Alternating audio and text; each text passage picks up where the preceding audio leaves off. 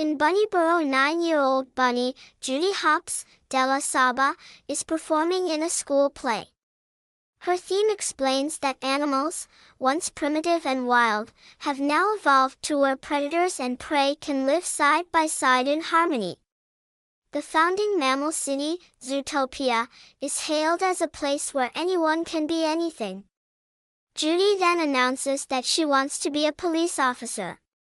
A kid fox in the audience, Gideon Gray, Phil Johnston, sneers at the idea, and even Judy's parents, Bonnie and Stu, Bonnie Hunt and Don Lake, tell her there's never been a bunny officer. However, Judy is willing to try against all odds. When Judy sees Gideon bullying some kids by taking their fare tickets, she boldly confronts him. But Gideon taunts Judy's dreams and slashes her in the face.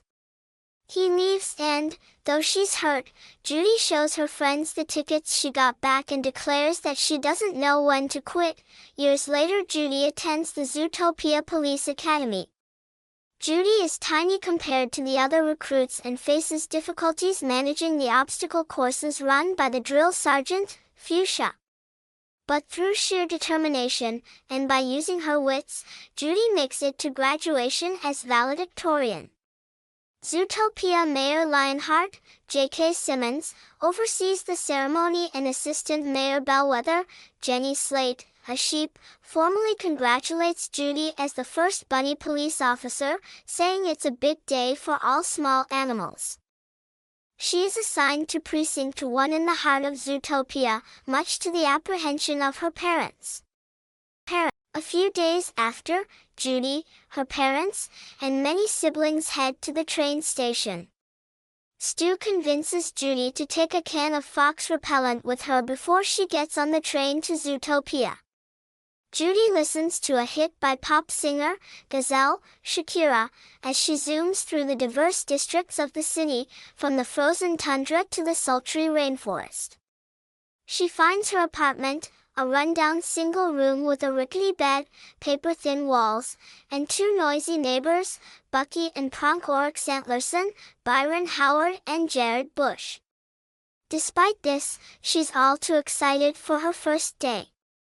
She gets up bright and early and makes it to the police station, where she is directed to roll call by the pudgy desk sergeant, a cheetah named Benjamin Clawhauser, Nate Torrance.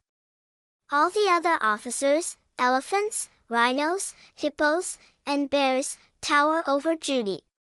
Police Chief Bogo, Idris Elba, calls them to order and explains their first priority is handling the case of 14 missing animals, all predators. Bogo divides everyone into teams but assigns Judy to parking duty. Judy is disappointed but sets her standards high and uses her sharp ears to help her write 200 tickets before noon. Around then, she notices a fox who appears to be up to something. Enter a local ice cream shop run by Jerry Jumbos Jr., John DiMaggio. Though suspicious at first, Judy then sees the fox, Nick Wilde, Jason Bateman, is just trying to purchase a jumbo pop for his son, who is wearing an elephant costume. Jerry refuses service to the fox with sneering bigotry, and this angers Judy, who steps in and proposes a compromise. She'll let the elephants off with a warning for the health code violation of serving ice cream without gloves on their trunks if Nick can have a jumbo pop. When Nick confesses he doesn't have his wallet, and apologizes to his son for the worst birthday, Judy goes further and pays for the treat.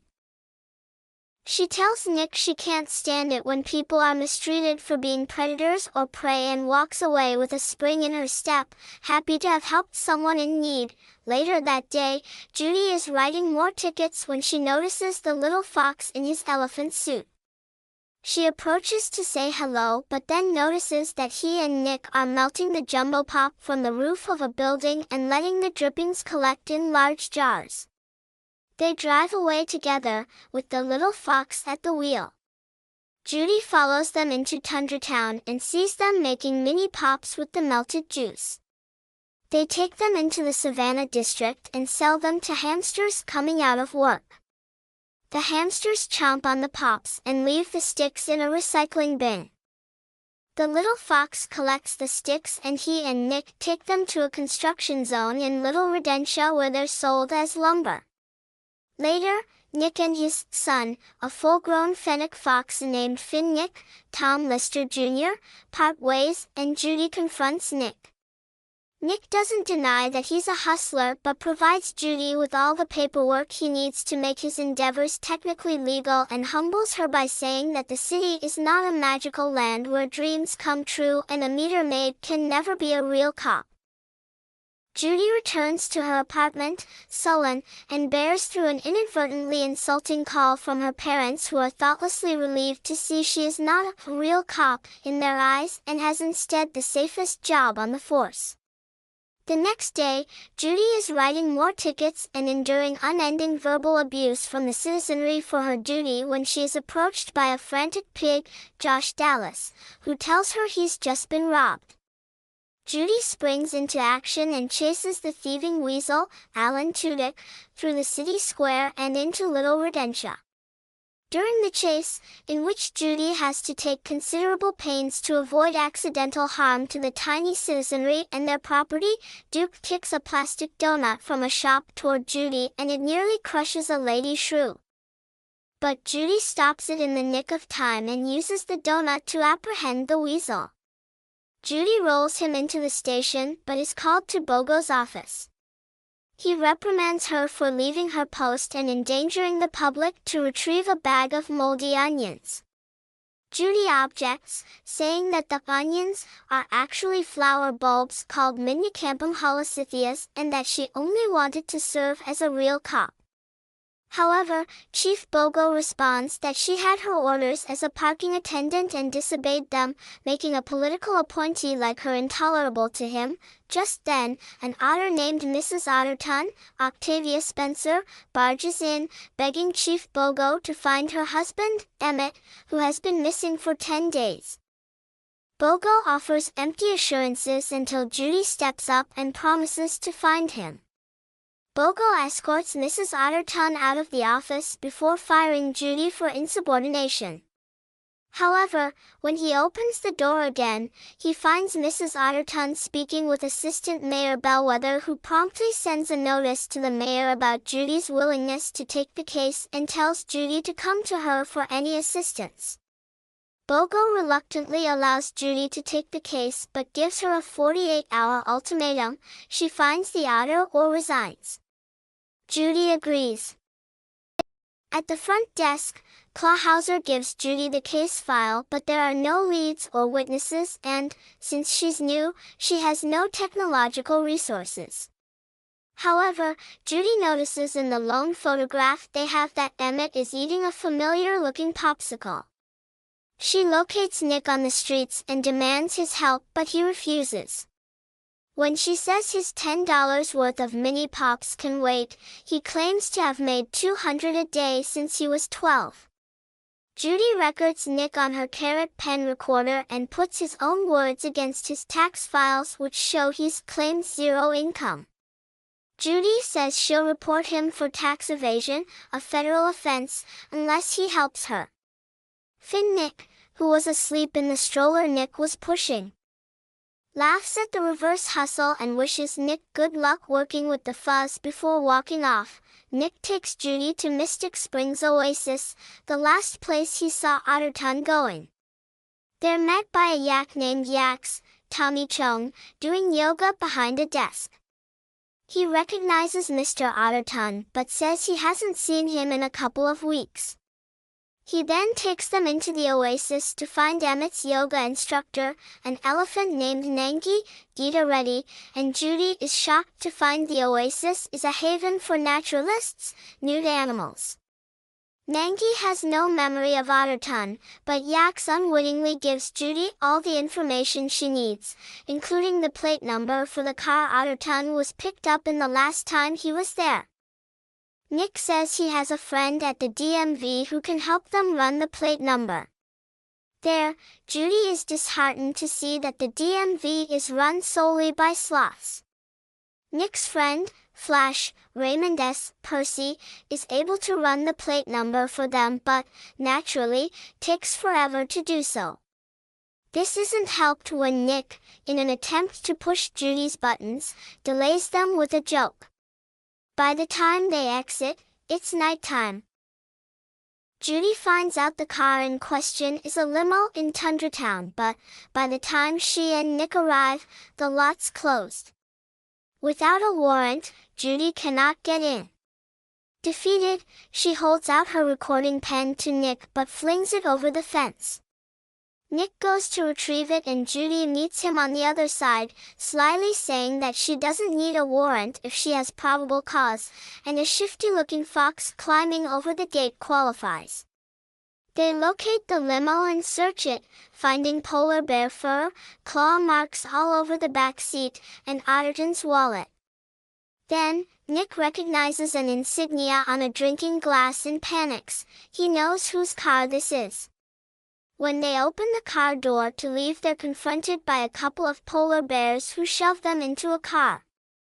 Squeezed in the back seat between two polar bears, Nick explains that the car belongs to a thug boss named Mr. Big with whom he's not on good terms because Nick sold him an expensive rug made from the fur of a skunk's butt. Nick and Judy are brought into a study where Mr. Big, Maurice LaMarche, a shrew, is carried in by his polar bear guards. He berates Nick for tarnishing his trust and the hospitality of his grandmother who he recently buried in the skunk rug, and scolds him for returning on the day of his daughter's wedding. Unafraid, Judy steps forward and tells Mr. Big that she knows Emmett Otterton was with him last and will find out what happened to him if it's the last thing she does. Unfazed, Mr. Big orders his bears to ice Nick and Judy and they're held over a trap door in the floor that reveals icy water. Mr. Big's daughter, Leah Latham, then walks in wearing her wedding dress and recognizes Judy as the bunny that saved her the previous day from being crushed by the donut. In gratitude, Mr. Big releases Judy and Nick and invites them to Frou-Frou's wedding reception where he explains that Otterton was his florist but, before meeting with him to discuss something important, went crazy in the limo he sent, attacked his driver, and disappeared. Mr. Big directs them to speak with the driver, Manchas, Jesse Cordy, in the Rainforest District for more information. Manchas, a melanistic jaguar, cracks open the door when Nick and Judy arrive, showing scratches all over his face and acting fearful. He tells them that Otterton kept talking about the night howlers before he went wild and savagely attacked him. Nick says they're there to talk about the night howlers too and Manchas agrees to let them in but, just after he unlocks the chain, Judy and Nick hear him groan followed by a thud. They push the door open to see Manchas on all fours, growling viciously at them. Nick and Judy run for their lives, pursued closely by Manchas. Judy manages to call for backup as she and Nick tumble and fall through the slick canopy. Finally, Judy is able to cuff Manchas to a light pole near a gondola station and throws herself and Nick off it into some vines away from the jaguar's claws. They meet up with the responding police units and Judy explains to Chief Bogo that she believes Manchas, like Otterton, went savage. However, when she takes them back to the gondola station, Manchas is gone. Bogo, irritated and not believing Judy's story, demands her to hand over her badge for failing to complete her assignment, but Nick stands up for Judy. He says that Bogo gave them 48 hours, which means they have 10 left to find Otterton. He takes Judy onto a gondola and they leave. Over the rainforest, Nick explains that he was idealistic like Judy once. As a kid, he wanted nothing more than to join the Junior Ranger Scouts. His mother bought him a new uniform and he was excited to become part of the group, despite the fact that he was the only predator to join. Upon arriving, however, the other animals bullied and muzzled him, saying that he was stupid for thinking they'd trust a fox.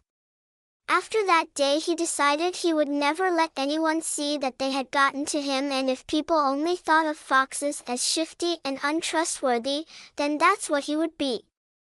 Judy consoles him, but Nick deflects from her affections by looking at traffic below. He then realizes that there are traffic cameras all over the canopy and they can use them to find out where Montrose was taken. Judy recalls that Assistant Mayor Bellwether offered to help them. They meet her at City Hall and she takes them to her office, which is nothing more than a janitor's closet. Despite her upbeat personality, it's no secret that she's woefully mistreated by the mayor. She opens the database for the Rainforest District traffic cameras before being called away by Lionheart. Judy and Nick find the footage of Montrose and see that he was netted and hauled away by timber wolves. Judy realizes that the wolves must be the night howlers. They watch as the wolves' van drives through a tunnel but fails to come out the other side. Nick says that there's a maintenance tunnel and, if he were to do anything illegal, that's the route he'd take to avoid observation. They'd relocate the van and go to where it was headed, an old building outside of town called Cliffside Asylum. Nick and Judy make it past the guards by inciting a group howl, something the wolves can't resist. Inside, they find new equipment in an old hospital ward. Following claw marks on the floor, they find 15 cells inhabited by various predators, all feral and savage, including Montrose and Mr. Otterton. Judy realizes she's just found all of the missing mammals, but, just then, Mayor Lionheart enters with a badger doctor, Katie Lowe's. Judy and Nick hide in an empty cell and Judy records Lionheart as he demands to know why predators are going savage. The doctor has no answer and says that they must come forward to Chief Bogo, but the mayor refuses, saying his reputation as a predator official is at stake. At that moment, Judy's phone rings with a call from her parents. Lionheart is startled and the doctor orders security to investigate before locking off the wing. Nick and Judy escape by flushing themselves down a toilet just before the guards arrive and they manage to get the evidence Judy recorded back to Bogo. The ZPD arrive at the asylum and place everyone, including the mayor, under arrest. Lionheart protests that they still don't know why predators are going savage and he was trying to protect the public. Later, Chief Bogo, deeply impressed at Hop's achievement, holds a press conference where Judy gives Nick her pen recorder and offers him the chance to sign up as her partner. Nick is flattered and watches as Judy is called to the stand to answer some questions. Judy starts simple, mentioning that all the savage mammals are predators, but when pressed as to why, she speculates that it could be something to do with their DNA. As predators, the inflicted may have reverted back to their primal origins. The reporters go into a frenzy before Bellwether shuts down the conference. Judy is relieved to be off the podium, but Nick is angered by what she said. Judy says she was just stating facts, but Nick asks her if a fox such as himself should indeed be trusted. When he raises his arms, asking if Judy is afraid of him, she instinctively puts her hand on her fox repellent. He hands her back the application, telling her that it's best she doesn't have a predator for a partner before leaving. A wedge is driven between the predator and prey populations, with prey acting fearful against all predators. Gazelle hosts a peaceful protest against discrimination, despite backlash, and savage attacks continue in the city as more predators go primal. Judy feels responsible for the ensuing tensions between the animals and goes to see Mrs. Otterton, where she's watching Emmett meander mindlessly in his hospital room. At the police station, Judy is summoned by Bogo to see the new mayor, Bellwether. Bellwether explains that with the population in Zootopia being 90% prey, she wants Judy as the face of the ZPD to inspire hope. But Judy claims that she's no hero and says she's done the opposite of what she wanted: to make the world a better place. She says a good cop should help the city, not tear it apart, and hands over her badge before leaving. Judy returns to Bunnyborough where she manages her parents' vegetable stand. She wonders aloud to them how she ever thought she could make a difference, but they console her as a pie truck pulls up. As the driver, a grown Gideon Gray, gets out, Judy's parents explain that they've partnered up with him and never would have done so had Judy not opened their eyes. Gideon apologizes to Judy for what he did when he was younger, stating that his own insecurities manifested into unchecked rage, but Judy forgives him and says she knows a thing or two about being a jerk. Just then, some bunny children run through the field behind them and Judy's father warns them to stay away from the growing Minicampum holocithias near the edge. Gideon laughs and says his family just called them night howlers. Judy perks up at this and her father explains that the flowers keep away pests but are toxic. His brother Terry ate one and went into a rage, biting Judy's mother. Judy realizes that the night howlers weren't the wolves, they were flowers. Not only that, but they make animals go savage. She grabs the keys to the truck and races back to Zootopia. She finds Nick and he points her to Nick, sitting in the sun beside a small bridge. Judy runs up to him and reveals the truth about the night howlers, but he walks away. Desperate, Judy apologizes to him and says she needs his help. She begins to cry and admits that she was a jerk to him and really is a dumb bunny, as he once said. Nick doesn't seem to react until he replays a recording of her repentance and holds up her pen recorder enabling that and smiles, saying he'll erase it after 48 hours, before embracing a profoundly relieved Judy.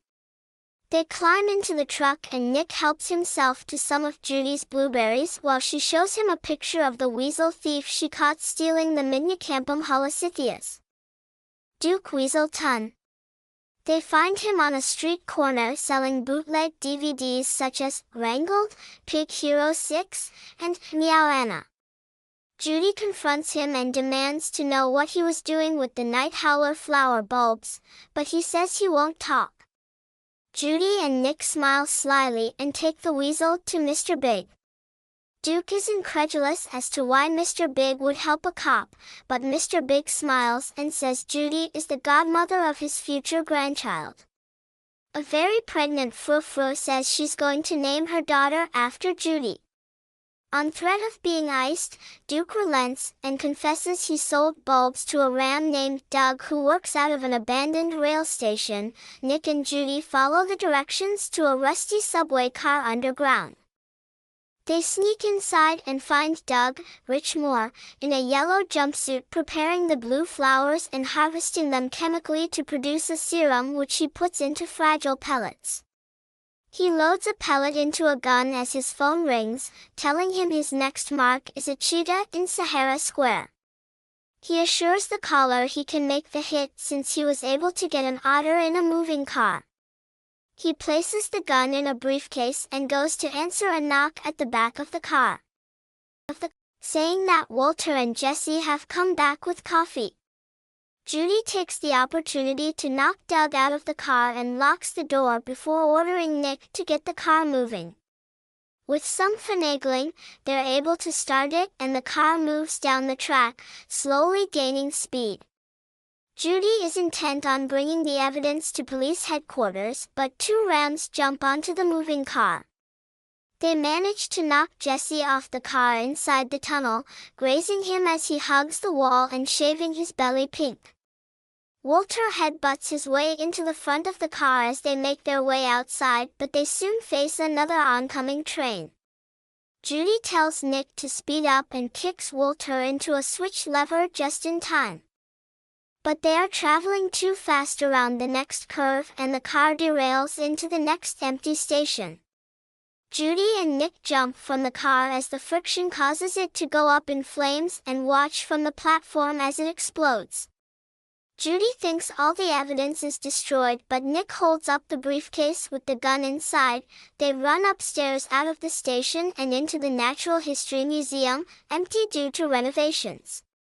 As they near the exit toward the police station, they are called from behind by Mayor Bellwether, accompanied by two rams in police uniform. Bellwether thanks Judy for discovering the perpetrators behind the predator conspiracy and reaches for the briefcase, but Judy wonders aloud how she knew where to find them. They edge toward the exit but are blocked by a disheveled wolter. Realizing Bellwether was behind the plot all along, Judy and Nick run and attempt to hide down a corridor. Along the way, Judy runs into a protruding mammoth tusk and cuts her leg. Nick pulls a handkerchief out of his pocket, blueberries spilling everywhere, and bandages Judy's leg, but she tells him to leave her since she can't walk. They try to think of something as they are surrounded by the sheep. Bellwether calls out to Judy, saying that in the city prey outnumber predators 10 to 1. They need to band together to end their mistreatment against the more powerful and loud predators and, once united, will be unstoppable. Judy and Nick run for it but are knocked into a sunken diorama and Nick drops the briefcase. Bellwether retrieves it and looks down on Nick and Judy before taking aim with the gun and shooting Nick. The blue solution covers his neck and he trembles while Bellwether calls the police and feigns alarm, saying Officer Judy is down and being attacked by a savage fox.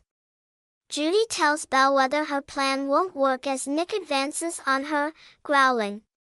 Bellwether says that fear always works and, with a predisposition to savagery, predators will be forced out of Zootopia and she'll dart everyone to keep it that way. Nick then lunges at Judy and puts his jaws around her neck, but just as quickly releases her as Judy puts on a dramatic performance.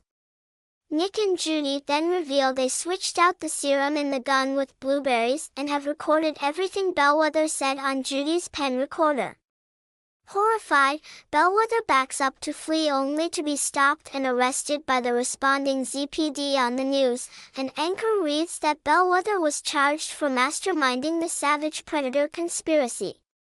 Former Mayor Lionheart gives an interview where he says he didn't know about Bellwether's plot and only caged the savage predators to protect the city, citing he did a wrong thing for the right reasons. It is announced that an antidote has been created with positive effects. Judy goes to the hospital where she sees Emmett Otterton recovering and embracing his concerned wife. Months later, Judy, a police officer again and much wizened by her experience, addresses the new police academy graduates, one of them being Nick Wilde. She says, "When I was a kid, I thought Zootopia was this perfect place where everyone got along and anyone could be anything. Turns out, real life's a little bit more complicated than a slogan on a bumper sticker. Real life is messy. We all have limitations. We all make mistakes, which means, hey, glass half full. We all have a lot in common. And the more we try to understand one another, the more exceptional each of us will be. But we have to try. No matter what type of animal you are, from the biggest elephant to our first fox, I implore you, try. Try to make a difference. Try to make the world a better place. Try to look inside yourself and recognize that change starts with you. It starts with me. It starts with all of us." Nick approaches the stage and Judy pins on his cop badge. The next day, Chief Bogo hands out assignments, giving Nick and Judy the task of catching a hot rodder tearing up the roads downtown. Judy and Nick come across the speeder in their patrol car and pull him over, surprised to see Flash the sloth behind the wheel. Flash smiles slyly at Nick and the credits roll as Gazelle, Shakira, performs "Try Everything" at a concert in Zootopia with everyone in attendance save for Bellwether, who watches the show on TV from prison.